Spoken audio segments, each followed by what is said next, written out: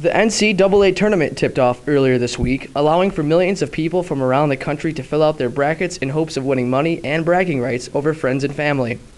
The 68-team postseason contest has seen its fair share of improbable victories by unlikely schools over the years, rightfully earning the nickname March Madness. With so many potential upsets in the tournament, just how does someone go about filling out their bracket?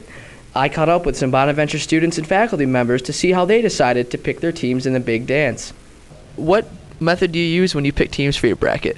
I usually use the knowledge I've built up from all the games I've watched the whole season, and I look at what conferences are the strongest and usually try to pick teams from those conferences. Well, I looked at the conferences that the teams played in and whether they played like a tough schedule. I look into how many points a team scores, what their scoring defense is, which I think people tend to forget about, and how many rebounds they pull.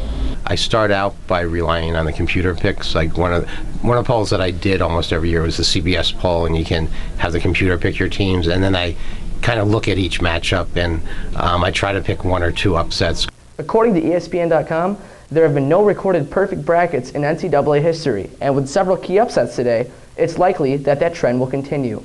How do you think you'll fare in this tournament so far? Awful. So far, it's not looking so good with after Dayton upset Ohio State. That's kind of throwing a wrench in my bracket. I've fared pretty well. I've won the last 5 years that I've done a tournament pool. Who do you have winning it all this year? Florida. Villanova and Duke, and I have Villanova winning. Iowa State and Michigan winning the championship game. You know, in my class yesterday, we followed the president's picks, and I know the president is a pretty knowledgeable guy in basketball, and he picked Michigan State, so I would stick with that pick for right now. Reporting for SBU-TV, I'm Matt Butler.